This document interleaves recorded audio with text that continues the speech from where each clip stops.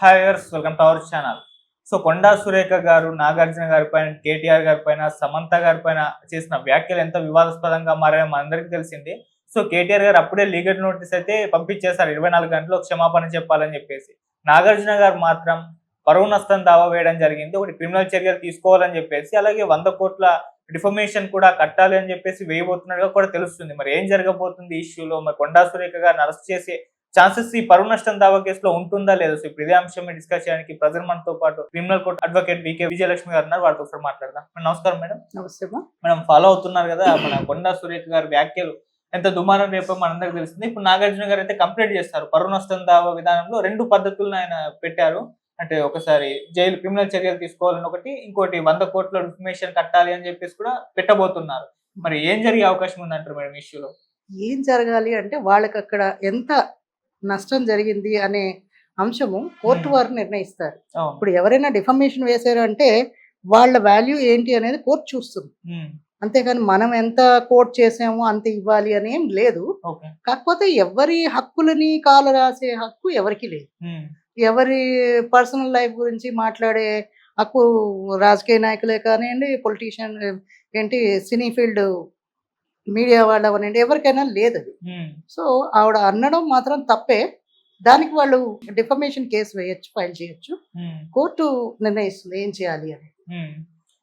So arrest చేసే అవకాశం ఏమైనా కనిపిస్తుందా మేడం ఇటువంటి సిచ్యువేషన్స్ లో? అంటే పరువు నష్ట దావా కేసు వేశారు కదా, దీంట్లో క్రిమినల్ చర్యలు తీసుకోవాలని చెప్పేసి ఆయన పెట్టారు. ఆ వే కనిపిస్తుంది అంటారా? అరెస్ట్లు అని అంతలాగా ఉండదమ్మా. డిఫమేషన్ ఏంటంటే నా పరువు తీశారు కాబట్టి నా కొన్ని బిజినెస్లు లేదా కొన్ని వాళ్ళ రావాల్సిన ఫిలిమ్స్, డైరెక్షన్స్ ఏవో ఉంటాయి కదా, వాళ్ళ ఫీల్డ్కి దెబ్బ తగిలింది. అది ఆ దెబ్బ నేను పూడ్చేంత టైం ఉండదు కదా, ఇప్పుడు మళ్ళీ ఆ టైం రాదు కదా. సో దానికి నష్టపరిహారం ఉంటుంది తప్ప కేసులు పెడితే ఏమొస్తుందమ్మా? కేసులు పెడితే ఏముండదు, కేసులు పెట్టేస్తే ఏముండదు. కేసు పెట్టారు, దీంట్లో అరెస్ట్ ఏముండదు. అంటే ఒక మహిళా మంత్రిగా మీరు ఇంకో మహిళ పైన ఎటువంటి వ్యాఖ్యలు చేయడానికి మీరు ఏ విధంగా చూస్తారు? అది మాత్రం తప్పే. ఆవిడ ఏ సిచ్యువేషన్ లో అన్నారో మనకి తెలియదు. ఈ కొండా సురేఖ గారిని కూడా వీళ్ళు ట్రోల్ చేశారు అని అని ఒక దాంట్లో విన్నాను నేను. మరి వాళ్ళకి ఏం రైవల్టీస్ ఉన్నాయో మనకి తెలియదు. సో దాంట్లో వాళ్ళు ఏమైనా అనుకున్నారా? ఎట్టి పరిస్థితుల్లోనూ కూడా వాళ్ళకి అలాంటివి ఉన్నా కూడా ఈవిడ బహిర్గతంగా వ్యాఖ్యలు చేయకూడదు. దట్టు మంచి పొజిషన్ లో ఉన్నారు. ఈ ఇంపాక్ట్ ఆవిడ మీద కూడా ఉంటుంది. వాళ్ళ హైకమాండ్స్ కూడా వాళ్ళకి వార్నింగ్స్ ఇస్తాయి.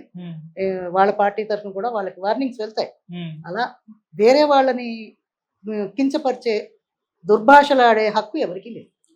సో ఆ స్టేట్మెంట్ మనం చూసాక నాగార్జున గారు కేసేశారు కాబట్టి దీనిపైన కోర్టు అంటే పరువు నష్టం కింద ఇంత డబ్బులు కట్టాలి అని చెప్పేసి విధించే ఛాన్సెస్ ఏమైనా ఉంటాయి. అంటే ఆవిడ అన్నట్టు ఏమైనా ఎవిడెన్సెస్ ఉన్నాయా అవన్నీ చూస్తారు కోర్టు. క్లియర్ గా ఉన్నాయి, రికార్డ్స్ ఉన్నాయా, అవన్నీ చూస్తారు. ఏ సందర్భంలో ఆవిడ అంది, సిచ్యువేషన్ దానికి దీనికి మ్యాచ్ అవుతోందా లేదా, లేదు అంటే ఈ వీడియోస్ క్లిప్పింగ్సే కాకుండా ఏంటి అనేది అవన్నీ చూస్తుంది కోర్టు. ఆ ఎంక్వైరీలు అవన్నీ చేసిన తర్వాత ఏ పరిస్థితుల్లో అంది, ఎందుకన్నది, వీళ్ళకి ఏమైనా పాత కక్షలు ఉన్నాయా, ఈవిడని ఏమైనా ఇలాంటి భాషలు మాట్లాడారా, ఇవి కూడా ఆవిడ దగ్గర ఏమైనా ఎవిడెన్సెస్ ఉన్నాయా, అవన్నీ చూసిన తర్వాత వాళ్ళు నిర్ధారణకు వస్తారు. కోర్టు దేనికి నిర్ధారిస్తుందో దానికి ఎవరైనా సరే తల వంచవలసింది.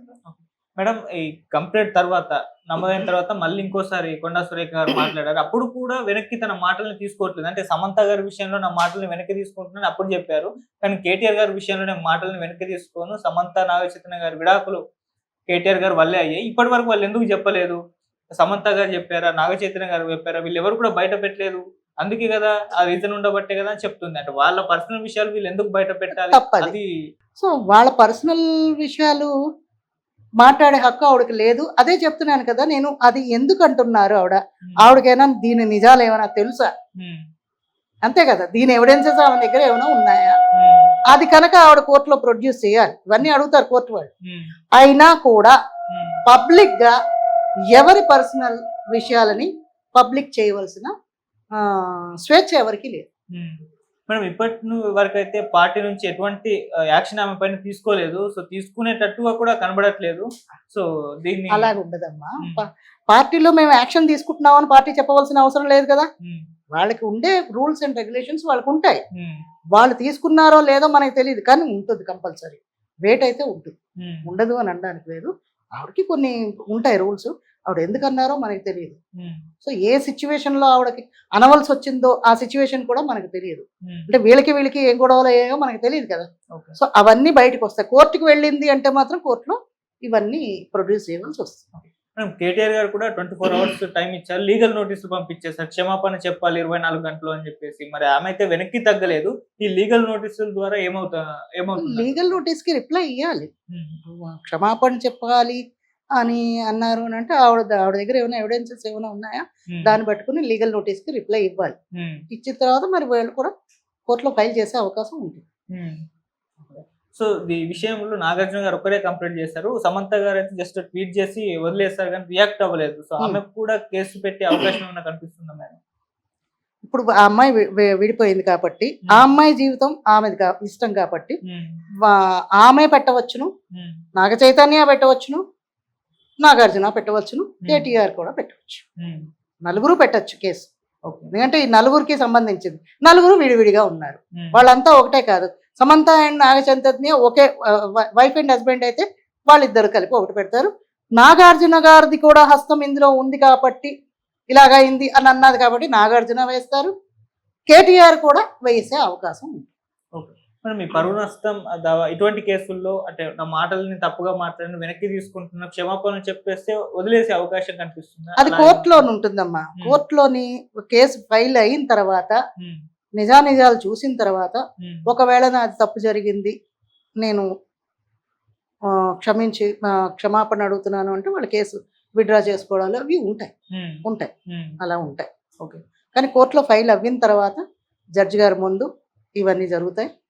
వీళ్ళు కాంప్రమైజ్ అయితే కనుక కేసు కొట్టేయడం అవుతుంది. మేడం ఇది ఒక పొలిటికల్ గొడవ అని చెప్పుకోవాలి. అంటే కేటీఆర్ గారి పైన తన టార్గెట్ కేటీఆర్ గారు అతన్ని విమర్శించబోయి ఈ విధంగా నాగార్జున గారి ఫ్యామిలీని అండ్ సమంత గారి ఫ్యామిలీని తీసుకురావడం, ఇది అంటే దీన్ని ఏ విధంగా చూడొచ్చు అంటారు? ఒక పొలిటికల్ గొడవలోకి ఒక ఫ్యామిలీని పర్సనల్ విషయాలను తీసుకురావడం అనేది. ఒక పొలిటికల్ గొడవలోని ఉమ్, ఒక ఫిల్మ్ ఇండస్ట్రీని లాగారు. అవును. ఇండస్ట్రీ అంటే నాగార్జున సమంత అంటే ఇండస్ట్రీ మొత్తం ఊగుతుందా అంటే అని కాదు, ఊగుతుంది ఊగదు అని కాదు. ఒక ఫిల్మ్ ఇండస్ట్రీలో ఉన్న వాళ్ళకి ప్రైవసీ అన్నది లేదు కదా. వాళ్ళ బతుకు వాళ్ళు బతుకుతున్నారు, వాళ్ళు మన ఎంటర్టైన్ చేస్తున్నారు, మనం చూస్తున్నాం, దట్స్ ఇట్, అంతే. దానికి వాళ్ళు డబ్బులు సంపాదించుకుంటున్నారు, వాళ్ళ బతుకు వాళ్ళు బతుకుతున్నారు, అంతేకాని వాళ్ళ లైఫ్లోకి మనం ఎంటర్ అయ్యి వాళ్ళ లైఫ్ని క్వశ్చన్ చేసే హక్కు మనకి లేదు, తప్పదు. సో మేడం ఒక మినిస్టర్ స్థాయిలో ఉండి ఇటువంటి వ్యాఖ్యలు అదే చేసిన ఒక పబ్లిక్ అంటే కోర్టులో మన మినిస్టర్ మంత్రిత్వ శాఖ నుంచి తీసేయడం కానీ ఇటువంటి ఏమైనా చర్యలు అది తీసుకుంటారా? వాళ్ళ పార్టీ హైకమాండ్ తీసుకుంటుంది ఓకే. ఆ నిర్ణయం. ఉమ్, తీసేయచ్చు, ఉంచొచ్చు, మనకి తెలియదు. వెయిట్ అయితే ఉంటుంది. ఉమ్, ఇలాంటివి ఎప్పుడైనా సరే మీరు చూసుకోండి. గతంలో కూడా చాలా ఇలాంటివి జరిగినప్పుడు ఆ మంత్రిత్వ శాఖల నుంచి బదలాయింపు చేసి ఉమ్, వాళ్ళని వేరే దగ్గర పెట్టి ఇవన్నీ ఉన్నాయి, జరిగాయి. ఉమ్, ఇప్పుడు ఇవిడ మార్చాలి అని మనం అనట్లేదు, కానీ ఆ వేటులు అయితే ఉంటాయి. ఉమ్. మరి వీళ్ళకి ఏమి మిస్అండర్స్టాండింగ్స్ ఉన్నాయో మనకి తెలియదు. సో ఇప్పుడు ఈ కేసులో మనం ఏమైనా ఎటువంటి మూమెంట్స్ జరిగే అవకాశం ఉందంటారు? అది మనం చెప్పలేము. కోర్టుకు వెళ్తే కోర్టులో ఏం జరుగుతుందో ఎవరికి తెలియదు. వీళ్ళు అక్కడ ఆమెని క్షమించండి అని అంటే వాళ్ళు అక్కడ ఒప్పుకొని కోర్టులో కేసు విత్డ్రా అవ్వచ్చు. లేదు మేము కొట్లాడతాం అంటే వాళ్ళు కోర్టు చేసిన డబ్బు ఎంత ఉంది,